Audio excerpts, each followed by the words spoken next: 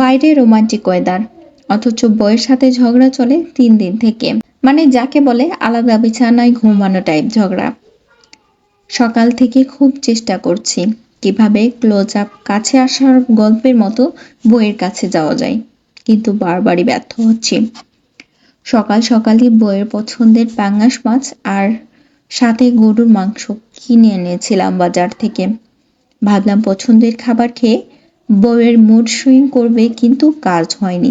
দুপুরে খাইতে বসে দেখি আলু ভর্তা আর ডাল রান্না করা। মনে মনে বুঝলাম আমার দিক থেকে গ্রিন সিগন্যাল দিলেও বউয়ের দিক থেকে রেড সিগন্যাল আসছে। চুপচাপ ভাত খেয়ে সহ্য করে গেলাম। দুপুরবেলা শুয়ে শুয়ে ভাবছি কিভাবে বউয়ের মন গলানো যায়।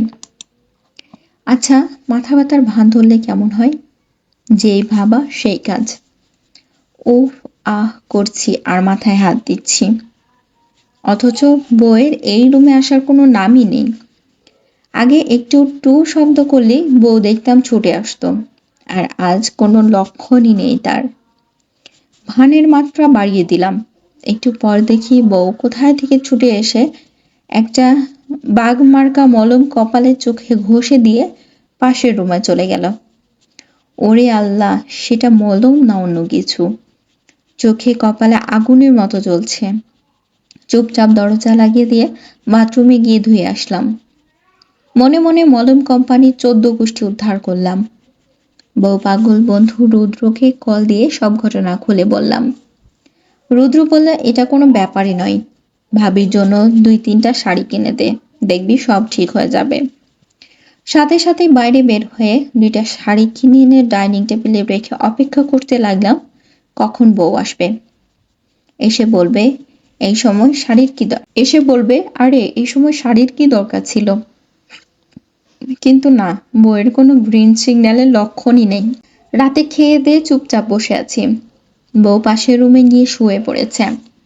কোনোভাবেই ভালো লাগছে না বলে ভাবলাম প্রিয় বন্ধু আমারকে ফোন দেই, কিন্তু 4-5 বার কল দিয়েও ফোন ধরলো না।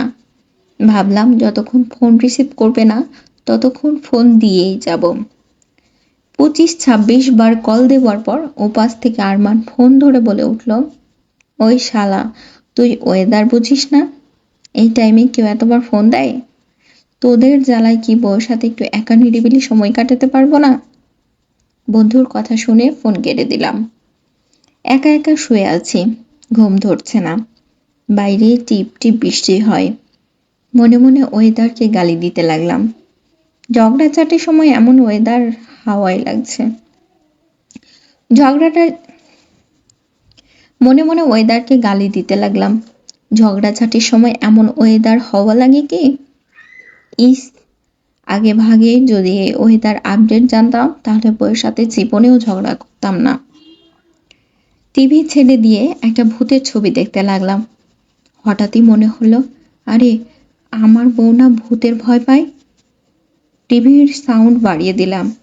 একটু পর দেখি বউ আস্তে আস্তে রুমে ঢুকে সোজা বুকের মধ্যে ঢুকে গেছে। ভূতের ছবিগুলাও না শুধু ভয় দেখায়, কাছেও আনে।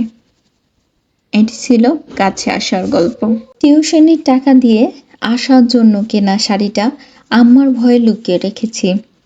আম্মা আমার রুমে ঢুকলে বুকের হার্টবিটটা বেড়ে যায়। কখন যে আম্মার কাছে ধরা খাই আল্লাহই জানে। আর এই কথা যদি কোনোভাবে আব্বার কানে যায় তাহলে আর রক্ষা নেই। আব্বাকে আমি যমদূতের মতো ভয় পাই। সামনে দাঁড়িয়ে কথা বললে এখনো ভয়ে পা কাঁপে। আর আব্বা যদি জেনে যায় আমি একটা মেয়ের জন্য শাড়ি কিনেছি, তাহলে যে কি করবে আমাকে ভেবেই বুকের ভেতরটা শুকিয়ে যায়। এমনিতে আমি বেকার ছেলে, এখনো কোনো চাকরি জুটাতে পারিনি। তাই বাবার হোটেলে খেয়ে কোনো মতে টিউশনের টাকা দিয়ে হাত খরচটা চালিয়ে নিই। আশা আমার গার্লফ্রেন্ড। কয়েকদিন পর ওর জন্মদিন। অনেক দিনের ইচ্ছা ছিল ওর জন্মদিনে ওকে একটি নীল শাড়ি দেব। হঠাৎ মাসের আগে টিউশনির টাকা পেয়ে গেছি বলে আগে ভাগে শাড়িটা কিনে রেখে দিয়েছি। আমি আবার কাছে টাকা রাখতে পারি না, কখন যে খরচ করে ফেলি এই ভয়ও মনে মনে ছিল। আম্মা সচরাচর আমার রুমে আসে না, কিন্তু শাড়ি কেনার পর থেকে মনে হয় আমার রুমে আম্মার আনাগোনা বেড়ে গেছে। আম্মা রুমে ঢুকলে মনে মনে আমি বিপদে দোয়া পড়ি। আল্লাহুম্মা মনে মনে বলি, আল্লাহ আম্মা যেন আমার ওয়ারড্রপে হাত না দেয়।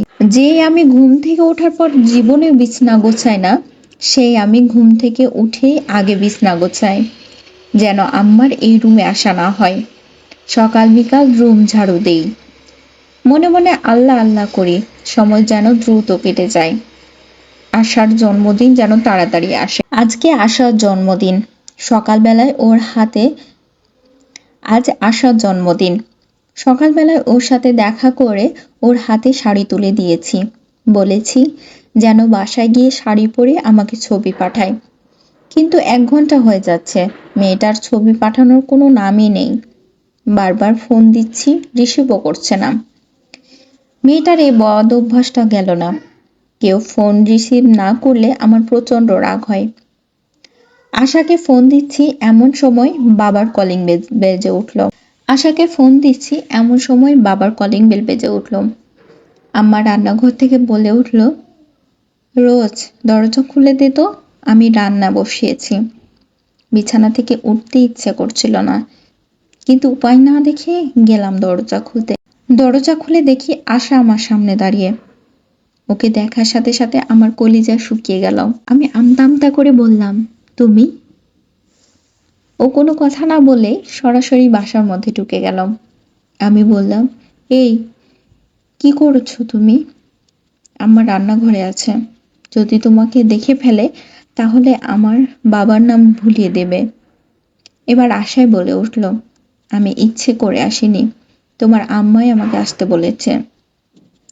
আমি যেন আকাশ থেকে পড়লাম। বলে কি এই মেয়ে, আম্মা ওকে আসতে বলেছে? আমি বললাম, আম্মা তোমাকে চেনে কিভাবে? ও এবার ওর ব্যাগের মধ্যে থাকা একটি চিঠি বের করে আমার হাতে দিল। আমি চিঠির ভাঁজ খুলে পড়তে শুরু করলাম। ডিয়ার ভবিষ্যৎ বৌমা, আমার ছোট হারামজাদা পোলার কাছ থেকে জানতে পারলাম আমার বড় হারামজাদা পোলার প্রেমিকার সামনে জন্মদিন, এই জন্য সে নাকি টিউশনের টাকা দিয়ে শাড়ি কিনেছে। প্রথমে বিশ্বাস করিনি, কিন্তু যখন ওর ওয়ারড্রপে সত্যি শাড়ি খুঁজে পেলাম, তখন আর অবিশ্বাস করিনি। বাংলাদেশে আর কোনো ছেলে পাওনি? আমার এই রামছাগল মার্কা ছেলেটাকে পছন্দ করলাম? আমার ছেলের মতো এমন জন্মের অলস মার্কা মানুষ আমি জীবনে কোনোদিন দেখিনি। আজ 25 বছর ধরে এই রামছাগল আমাকে জ্বালাচ্ছে। তুমি মনে মনে ভাবছো ওর বয়স 24? আরে 1 বছর যে পেটে ছিল ওটা ধরলা না, তখন তো কম জ্বালায়নি। ওর কাপড়ের দিকে খেয়াল করেছিলাম, বছরে একবার কাপড় ধয় কিনা সন্দেহ। আর এখন তো ছোটবেলার বদ অভ্যাসে যায়নি, মাঝে মাঝে বিছানায় হিসুও করে। তুমি কও এটা কোনো কথা? বিশ্বাস করলে বলে কি এটা নাকি ওর ছোটবেলার প্রিয় অভ্যাস, তাই সব ত্যাগ করলেও এই অভ্যাস ছাড়তে পারে না। কিন্তু জানি আমি তো জানি আসল ঘটনা। ও আসলে ভূতে ভয় পায়, তাই রাতে ভয়ে বাথরুমে না গিয়ে বিছানায়। সবচেয়ে বড় কথা, আমার ছেলে যে প্রেম করতে পারে এটাই আমার বিশ্বাস হয়নি প্রথমে। যে ছেলে আমার সামনেই মাথা নিচু করে কথা বলে, সেই ছেলে যে মেয়েদের সাথে মিশতে পারবে এটা কখনো ভাবিনি। যখন শুনলাম তোমার সাথে প্রেম করছে, তখনই তোমাকে দেখতে খুব ইচ্ছে করছিল। সত্যি কথা বলতে ছেলে আমার হাজার দোষ থাকলেও সত্যি কথা বলতে কি ছেলের আমার হাজার দোষ থাকলেও ওর মনটা অনেক ভালো। ও কখনো মানুষ ঠকাবে না, এই বিশ্বাস তুমি রাখতে পারো। তোমার সাথে যোগাযোগ করার কোনো বুদ্ধি নাই, আর আমার যে ছেলে ওকে বললে জীবনও তোমাকে বাসায় নিয়ে আসবে না। তাই তোমার জন্য কিনা এই শাড়িটার মধ্যে এই চিঠিটা রেখে দিলাম। জন্মদিনের দিন অবশ্যই আমার বাসায় আসবে, তোমার জন্য মজার মজার রান্না করে রাখবো। আর হ্যাঁ, তুমি যে আমাদের বাসায় আসবা সেটা আমার ছেলেকে যেন আগে ভাগে বলো না। এটি তোমার হবু শাশুড়ি। চিঠি পড়ে আসার দিকে আমি তাকিয়ে রয়েছি, এমন সময় আবার কে যেন কলিং বেল টিপল।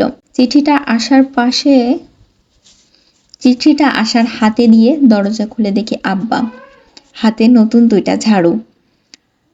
আব্বার হাতে ঝাড়ু দেখে আমি দৌড়ে রুমে পালিয়ে গিয়ে দরজা লাগিয়ে দিলাম।